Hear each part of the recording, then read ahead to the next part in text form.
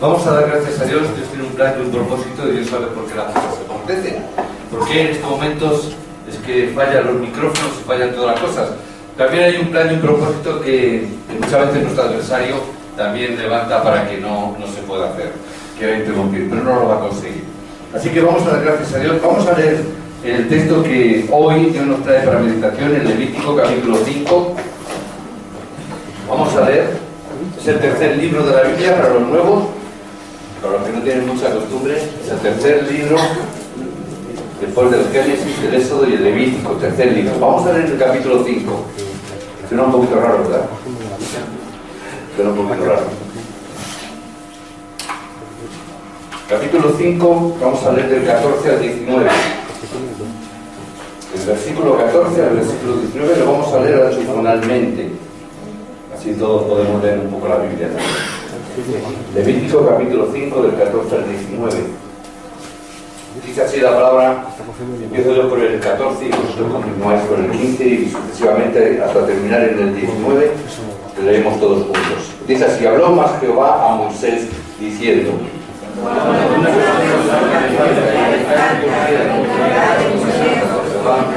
traerá por su culpa conforme a su estimación el ciclo de plata del ciclo del santuario en ofrendas por el pecado, y pagará lo que hubiere defraudado de las cosas santas, y añadirá a ello la quinta parte y lo dará al sacerdote, y el sacerdote hará expiación por él con el carnero del sacrificio por el pecado, y será perdonado.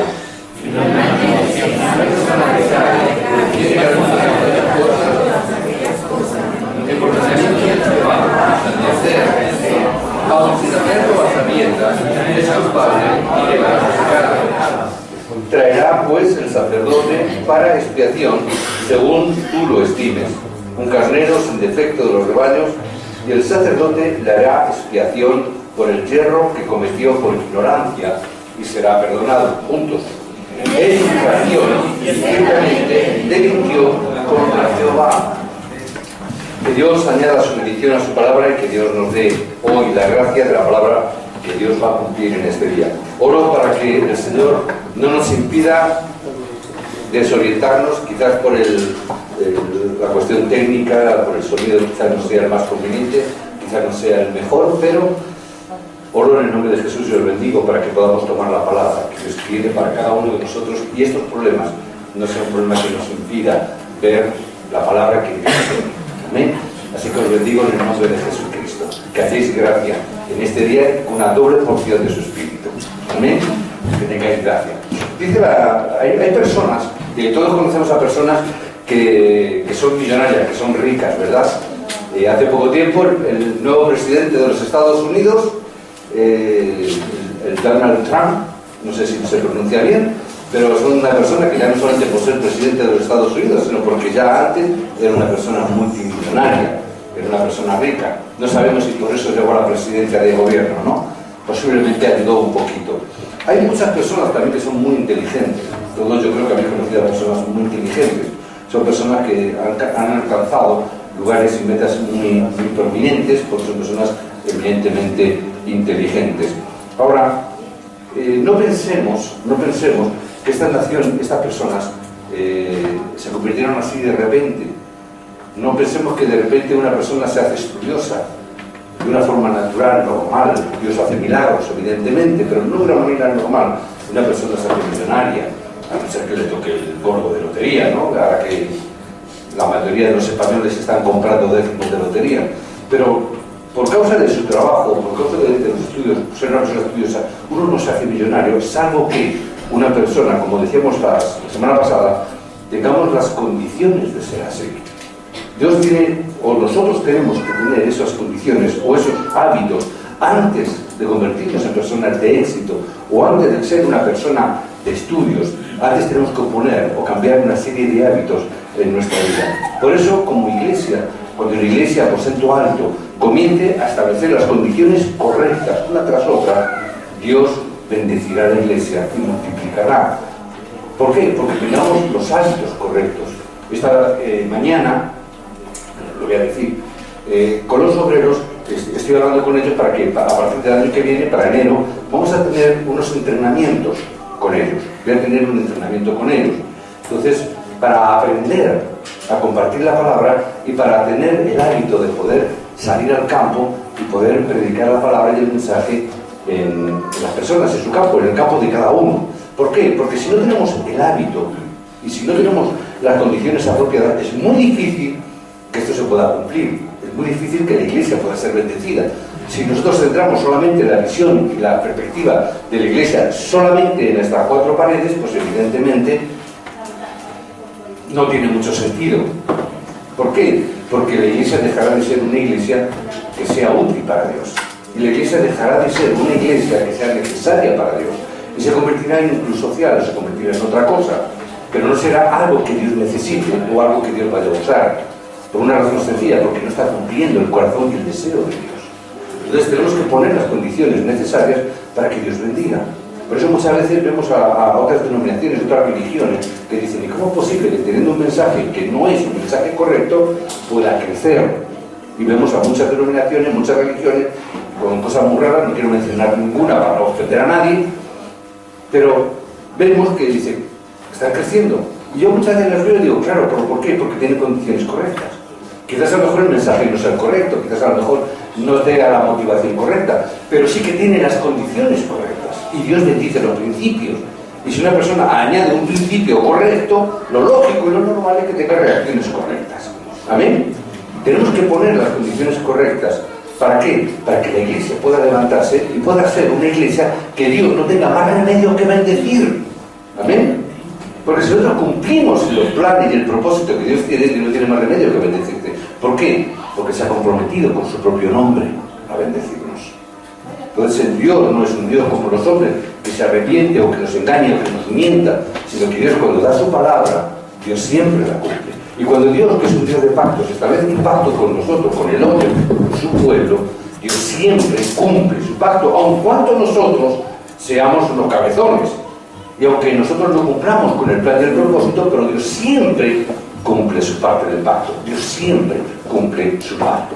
Por eso tenemos que entender esta palabra y tenemos que ver, así como nosotros vivimos nuestra vida, así como nosotros pongamos las condiciones necesarias, así es que nosotros podemos tener éxito o podremos tener dificultades o puede venir el sufrimiento a nuestra vida, dependiendo de cuáles son nuestras condiciones de vida, cuáles son nuestras condiciones que estamos poniendo, cuáles son los hábitos que tenemos.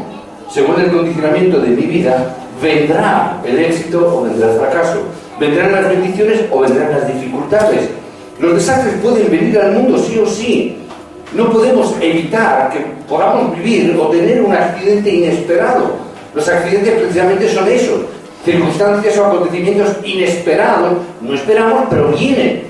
No lo esperas, pero tienes un accidente con el coche. No lo esperas, pero puedes tener un accidente porque puede ocurrir cualquier cosa. Puede venir sobre nosotros. Incluso, y cómo no, cometemos grandes errores. La mayoría de nuestros problemas y la mayoría de nuestras dificultades nos viene ya no tanto por los acontecimientos o los accidentes, sino por nuestros propios errores, por nuestras propias decisiones. La mayoría de nuestros problemas que tenemos y nos acontecen, la mayoría de ellos es porque no tenemos una guía correcta y cometemos muchísimos errores, metemos la pata en muchísimas cosas, en muchas decisiones que tenemos. Por eso, ¿qué es lo que debemos hacer en esos momentos? ¿Qué es lo que debemos hacer cuando nos hemos equivocado? ¿Qué tenemos que hacer cuando hemos metido la pata vulgarmente hablando? ¿Qué es lo que tenemos que hacer cuando nos equivocamos, aún incluso, dice el texto de hoy de Levítico, que aún incluso sin tener voluntad de hacerlo, nos hemos equivocado y hemos hecho algo indebido?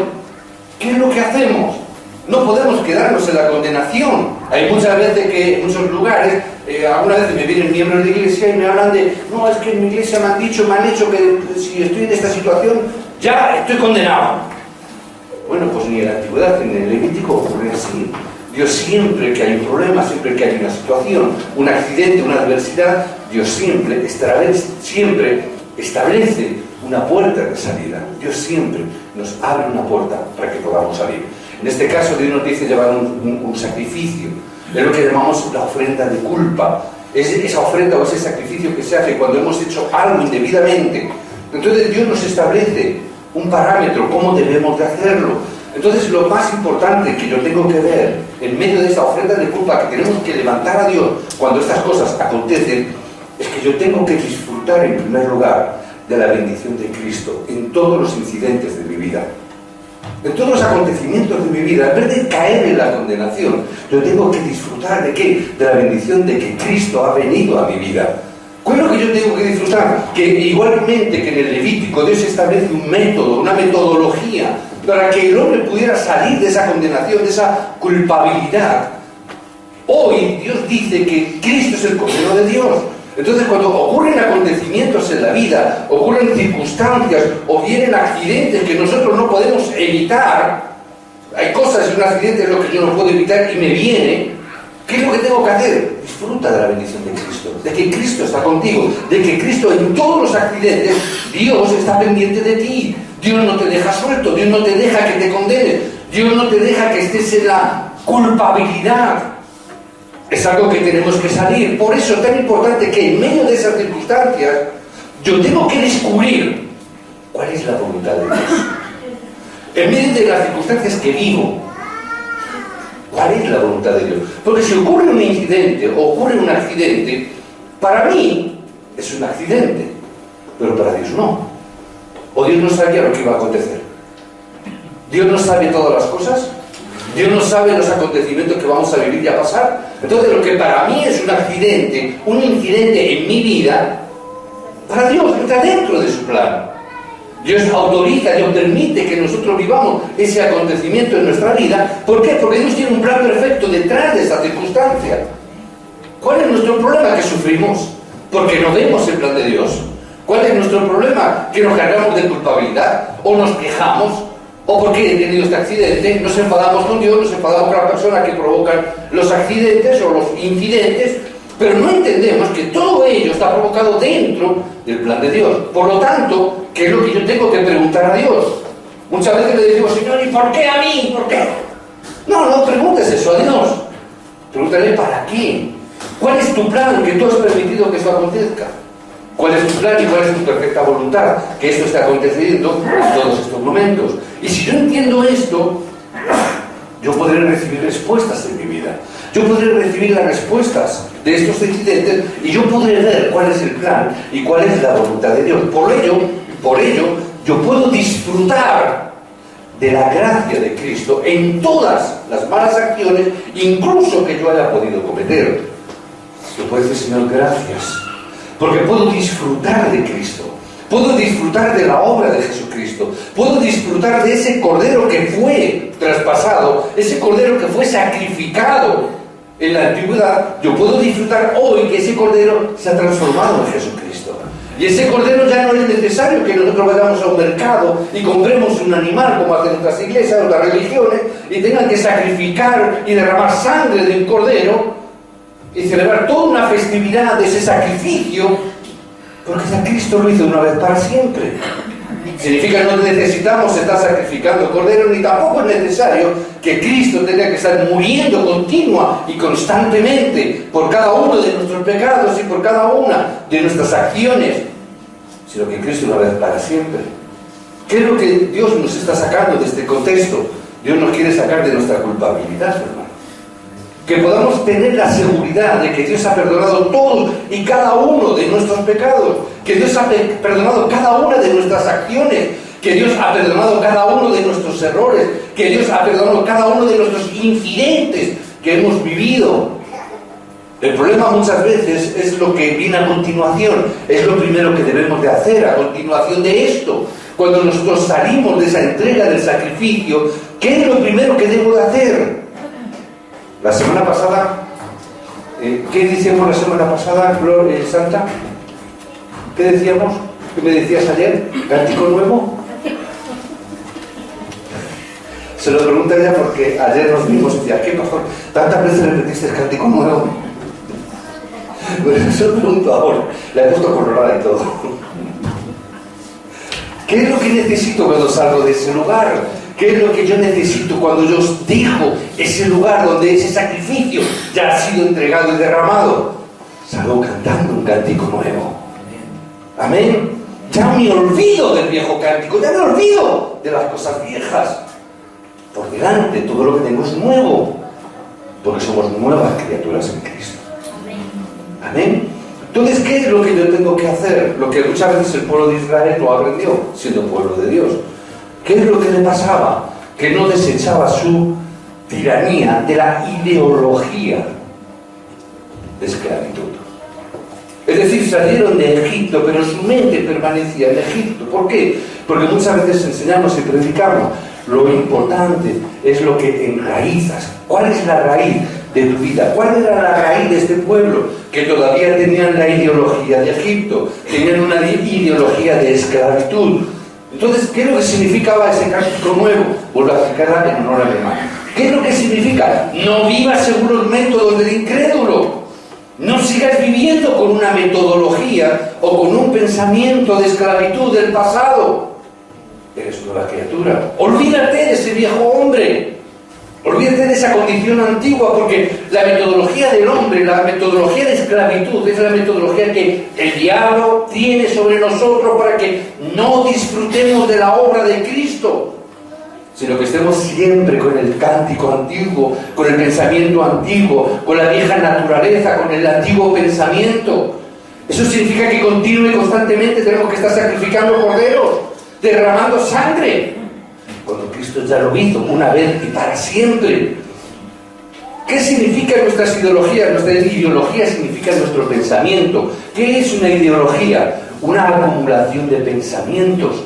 Los pensamientos siguen entrando en nuestra mente. Los pensamientos que más entran en nuestra mente, ¿cuáles son? Pues evidentemente lo que nos estemos alimentando continuamente. ¿De qué nos alimentamos continuamente? Pues normalmente hoy en día lo que más tiempo nos lleva es ver la televisión. Es de donde más nos alimentamos, lo que más escuchamos. Muchos hoy en día con el tema del internet es lo que reciben. Entonces todo lo que se está narrando en televisión, en el internet, en la prensa, es lo que está entrando. Todos esos pensamientos entran en la cabeza de una persona. Los que trabajáis o tenemos trabajos con otras personas, hablamos, interactuamos, los estudiantes en las universidades están recogiendo mucha información, muchos pensamientos. Toda esa acumulación de pensamientos que uno tiene, al final forma tu ideología, forma tu forma de pensar, está formando tu pensamiento, tu ideología, por todo lo que se ha enraizado y se enraiza. Por eso tenemos que salir de ese pensamiento e enraizar en lo que es el Evangelio, en el sacrificio y en la obra de Jesucristo.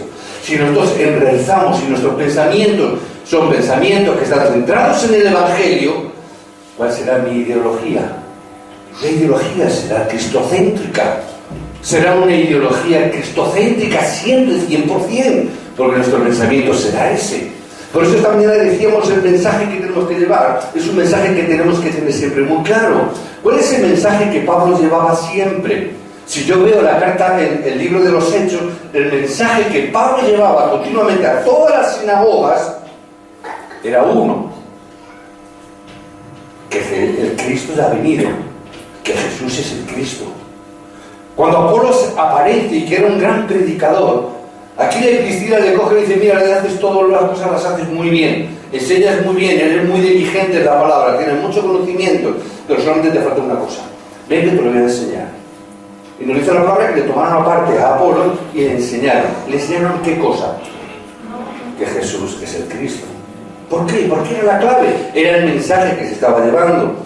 Porque era el mensaje que se esperaba.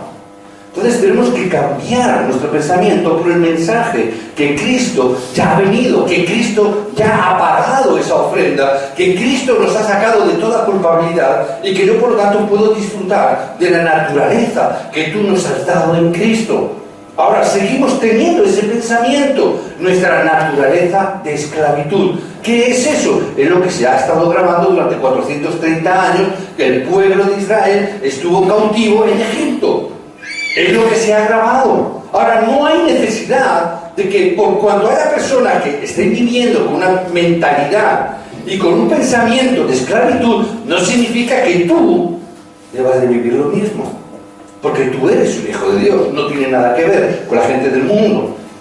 La gente del mundo, ¿en qué es lo que se está fijando continuamente? En el dinero, en que si tienes o no tienes, en el prestigio, en el éxito. Pero para un hijo de Dios, todas esas cosas no son relevantes. No digo que no sea necesaria la economía, porque hay que comer, hay que vivir, pero digo que ese no es donde nos fijamos continuamente. Lo que se graba en la persona, desde que es pequeñito, ¿qué es? Tanto tienes, tanto vales. Si quieres ser algo en la vida, tienes que esforzarte mucho, porque tienes que tener una buena carrera, tienes que tener buenos estudios, tienes que tener un buen trabajo, tienes que tener una buena economía, porque nadie te regala nada, porque nadie da unos a pesetas. Bueno, ahora ya hay que cambiarlo de unos a pesetas por euros. Pero nadie te regala nada. Ese es el pensamiento que nos han enseñado. Eso es lo que se queda grabado en mi naturaleza. Y por lo tanto, al final me quedo enganchado a eso. En mi naturaleza es una naturaleza de esclavitud hacia la economía, hacia el prestigio, hacia el éxito. Y vemos a personas con unos egos tan impresionantes que yo a veces veo, por ejemplo, estos famosos jugadores de fútbol, el Messi y el Ronaldo, que están pegados, ¿saben quién de los dos es el mejor? Pero chicos, estamos hablando de unos niveles. ¿Qué más da? No, yo, si él ha metido 5, yo 6. Y si el otro ha ganado 4, yo tengo que ganar 5. Y si el otro... Es la mentalidad que se vuelven las personas que caen en ese tipo de cosas. Yo, como muchas veces digo, si yo con el 10% de lo que gane uno de ellos en un año, ya tengo bastante. En cambio, ¿pensamiento cuál es? Siempre, eso es una naturaleza de esclavitud. Eso es una naturaleza que se ha quedado grabada en la persona, no puede salir de ese estado. Por eso tenemos que cambiar, porque todo eso se convierte en una naturaleza del ser humano, se convierte en tu naturaleza. Y tenemos que salir de esa naturaleza que se ha quedado impregnada por los 40 años que luego vivieron en el desierto. Pero nosotros no estamos para vivir en el desierto, no hay necesidad de tener preocupaciones. No hay necesidad de estar viviendo como vivieron en el desierto, que estaban preocupados porque qué vamos a comer, qué vamos a beber, que la ropa se nos va a desgastar, cuándo vamos a llegar. Todo el tiempo eran preocupaciones, siempre era poner excusas, siempre es poner incredulidad. Nuestra naturaleza no debe de ser una naturaleza de desierto. Tenemos que salir de toda preocupación porque Cristo ya hizo la obra. Cuando nosotros estamos diciendo consumado es, y hay veces que parece que no se termina de entender, cuando decimos que consumado es dicho por Jesucristo en esa cruz, segundos antes de morir, lo que Jesús está diciendo es que la obra ya está terminada, que la obra la hizo Cristo. Significa que yo ya no tengo que morir porque ya Cristo murió. Significa que yo no tengo que derramar la sangre porque ya hubo uno que la derramó por mí. Significa que todas las cosas han sido hechas por Cristo y yo lo que tengo que vivir hoy, como dijo Pablo, lo vivo en la fe del Hijo de Dios. No tengo que vivir en la preocupación de un hijo del mundo. No tengo que vivir en la preocupación ni en la angustia de una persona que no tiene un padre que le cuide como tú y yo. Y el padre que tiene, como dice Juan 8:44, su padre el diablo es. Pero nosotros no tenemos un padre como el diablo. Tenemos a un padre que es Dios mismo. Por cuanto Dios nos ha dado la autoridad de ser hechos hijos de Dios. Y si soy un hijo de Dios, no tengo por qué vivir en la preocupación ni en la angustia. Tengo que vivir en la fe del Hijo de Dios. No estés en la preocupación, no estés en la angustia. No pongas excusas tampoco. Muchas veces ponemos el peroreo. Sí, pero, deja de perorear, deja de tantos peros. No hay pero que valga.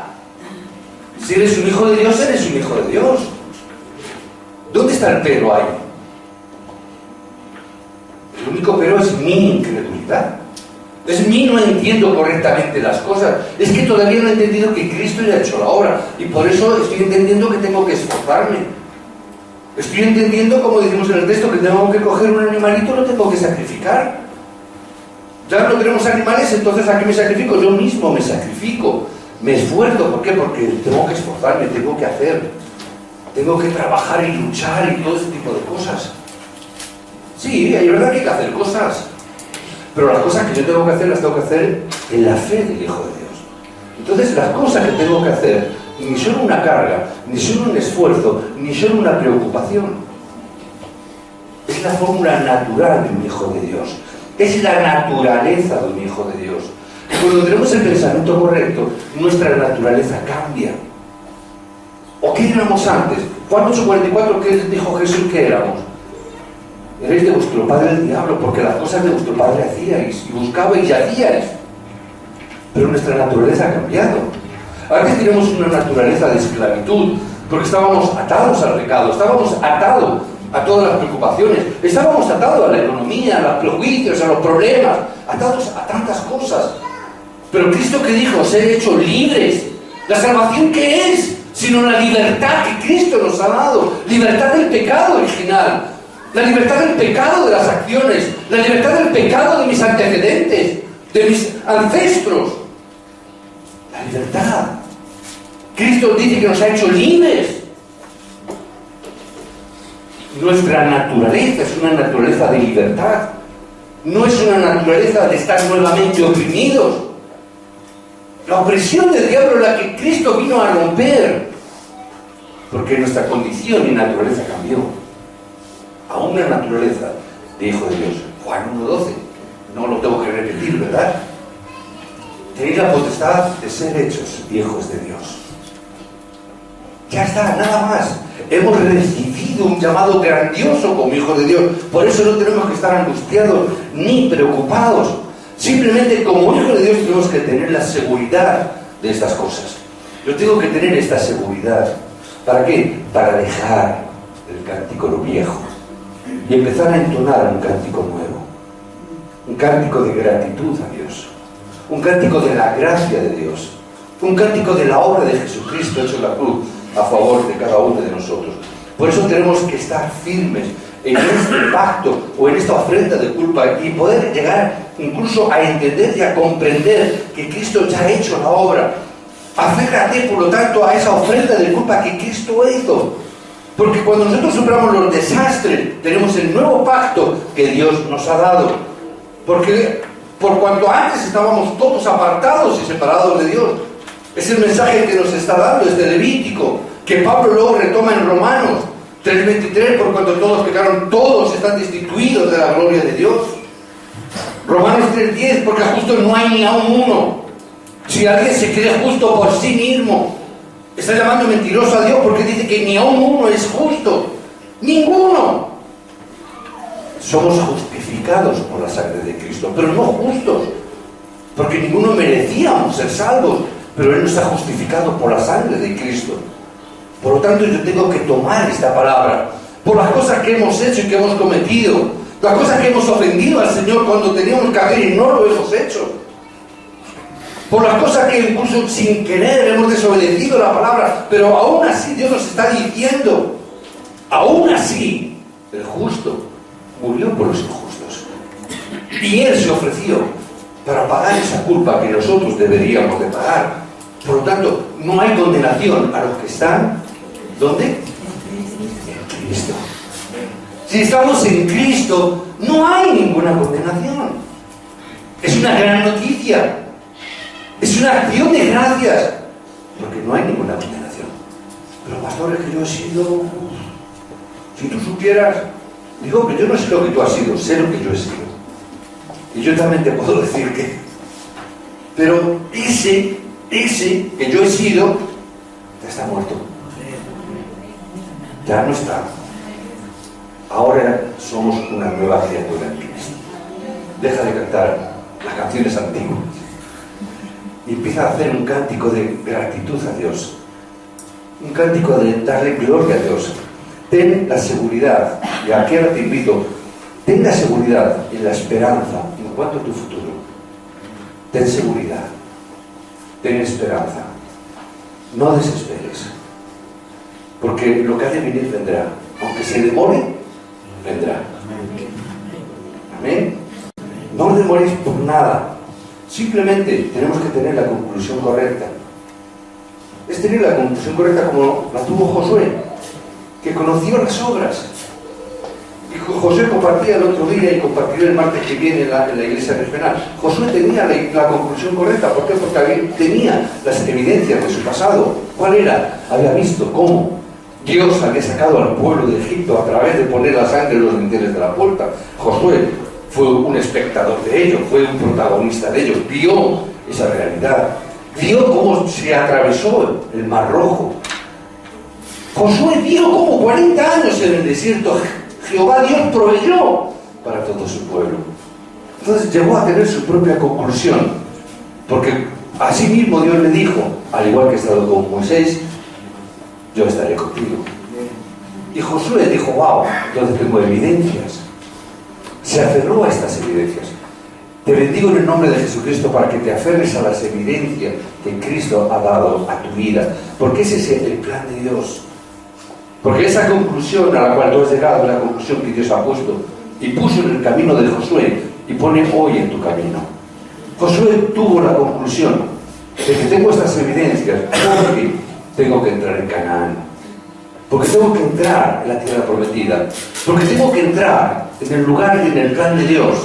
Por lo tanto tengo la conclusión correcta y tengo las evidencias que hasta aquí y ahora me han traído.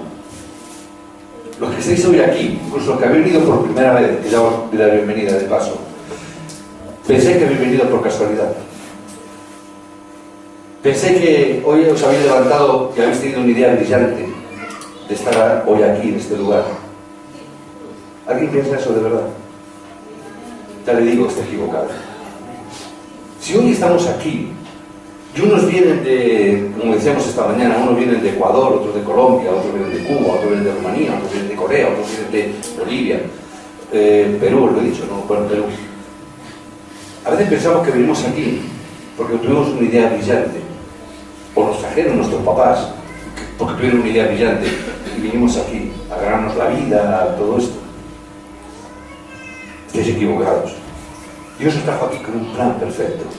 Dios os trajo porque hay una voluntad perfecta para vosotros en este lugar. Por eso Dios os ha traído en este lugar. ¿Te lo crees, pastor? Yo sí me lo creo. ¿Te lo crees tú? Porque yo creo que es así. Hay una voluntad perfecta detrás de cada acontecimiento, detrás de cada hecho y detrás de cada circunstancia, de cada situación. Por eso también como iglesia tenemos que estar seguros de cuál es la visión que Dios ha dado a la iglesia. Por eso repito tanto cuál es la visión de la iglesia. Algo que Jesús dijo y repitió muchas veces. Llevar este evangelio ¿hasta dónde? ¿Hasta dónde? Hasta lo último de la tierra. ¿Cuál es la visión de la iglesia entonces? Hasta lo último de la tierra. Bolivia puede ser, pues a lo mejor es Bolivia. Para nosotros digo. ¿Verdad? Para Pablo era Finisterre, que está en Santiago, ¿verdad? Para Pablo era Finisterre, porque era Finisterre el fin de la tierra. Pablo que dijo, tengo que ir a España. ¿Por qué? Porque era el fin de la tierra para Pablo. Para mí el fin de la tierra es Ecuador, es Bolivia, es Perú. ¿Por qué? Porque Dios nos ha traído aquí. Es Rumanía, como estuvimos este año. Es Guinea, es el Congo, es Nigeria. Para mí esa es la vida de la tierra. No puedo perder, y no podemos ni debemos perder la visión y la dirección de Dios, ni en nuestra vida ni para nuestra iglesia. La razón por la que debemos estudiar, la razón por la cual debéis de trabajar, por la cual debéis de ser sanos y tener salud, no es simplemente por tener una salud y sufrir menos. Es para que este plan y esta visión se esté cumpliendo en vuestra vida, para que no haya mengua en ninguna de las circunstancias. No porque yo me abandone o me deje o no tenga salud, ay, es que tengo que ir a Ecuador, pues malo, no puedo ir. No puedo permitirme este lujo. ¿Por qué? Porque ese es el plan de Dios. Una cosa es que ocurra un accidente que yo no puedo evitar, pero lo que yo pueda evitar, tendré que poner de mi parte para evitarlo. Yo no puedo permitirme ese lujo, porque la visión es la evangelización del mundo. Y pase lo que pase, tendremos que ir hasta la final del mundo. En la medida que las posibilidades nos den, no podemos perder esa evangelización. Si trabajas, trabaja con esa visión. No, pastor, yo trabajo simplemente para ganar plata, para ver si puedo mandar a mi familia aquí, o voy a ganar plata aquí porque me quiero comprar un coche nuevo, o porque tengo que comer, o tengo que pagar un alquiler. Estamos teniendo una mentalidad de una naturaleza de desierto, de esclavitud. Dios no les sacó de Egipto para que tuvieran cosas nuevas, sino para que conquistaran Canaán. En Canaán estaba toda bendición, en Canaán estaba toda provisión, en Canaán había todo lo que hacía falta. En el campo encontramos todo lo que hace falta. En las misiones Dios tiene todo lo que hace falta. No nos hace falta nada en ese sentido. Por eso mi trabajo, ¿cuál es? Por causa del Evangelio. ¿Por qué estudia? Estudia por causa del Evangelio. Remanentes, enseñar esto a vuestros hijos y a vuestros remanentes, a que se tienen que estudiar, no sea simplemente porque el día de mañana seáis alguien. En el mundo, ¿qué van a ser? ¿Qué será en el mundo? ¿Premio Nobel? Mira, después de escuchar lo del Premio Nobel de este año de literatura, obvio, Premio Nobel. Que seas alguien, pero alguien como quien, como vos digas. Premio Nobel, cuidado, ojo, que ya son palabras mayores. Premio Nobel. Y levanta remanentes para la gloria de Dios, no para la gloria del mundo, no para la gloria de la gente. Que si lleguen a ser Premio Nobel, sea por causa del Evangelio. No porque haya escrito 4 canciones, haya drogado, haya bebido, haya hecho lo que haya hecho ese hombre. A saber, si estudias, estudia por el Evangelio. Si trabajas, por el Evangelio. Si sirves en la iglesia, por el Evangelio. No por otra cosa, no por nada más. Anda en el camino correctamente. Es verdad que a veces tenemos que andar por desiertos. Significa que a veces puede que pasemos por momentos de dificultad, no digo que no, pero incluso en el desierto Dios proveyó al pueblo y le dio 3 festividades importantes. No voy a hacer énfasis en ellas, solamente en una, la fiesta del tabernáculo. ¿Qué significa el tabernáculo en el desierto? La presencia de Dios. En medio del desierto levanta el tabernáculo, que es la presencia de Dios. Es que tengo tantas complicaciones en mi trabajo, en mis estudios, en mi familia, en mí. Levanta el tabernáculo en ese momento, porque Dios está contigo en ese momento. Levanta el tabernáculo. La clave más importante es el culto, es la clave del Levítico. Recibe la gracia y la fuerza de Dios a través del mensaje y a través del culto que hoy estás dando a Dios. Recibe esa gracia y esa fuerza de estar en la presencia de Dios como en el tabernáculo que Dios ha levantado en esta época y en este tiempo. Es una época difícil, complicada. Hoy la vida misma es un desierto. Por eso levanta el tabernáculo. Por eso establece el tabernáculo. Establécelo en tu casa y en tu familia. Establece el tabernáculo en la iglesia, la presencia de Dios. Establécela en el nombre de Jesús. Porque el problema es haberlos haylos y los habrá siempre.